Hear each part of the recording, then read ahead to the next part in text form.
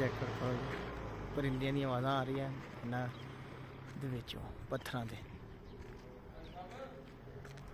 ਆਓ ਜੀ,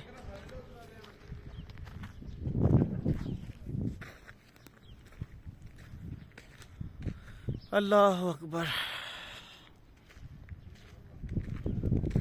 ਹਵਾ ਮਾਰ ਰਹੀ ਹੈ ਜੀ ਇੱਥੇ। ਉਹ ਮੂੰਹ ਬੰਦ ਵੀ ਰੱਖੇ ਨਾ, ਮੈਂ ਵੀਡੀਓ ਬਣਾਉਂਦੇ ਆ।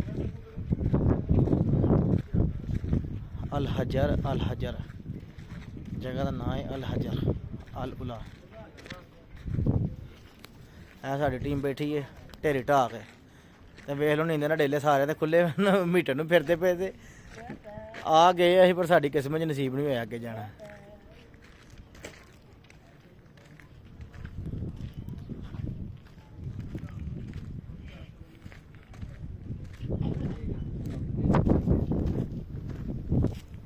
ਆਜੋ ਯਾਰ,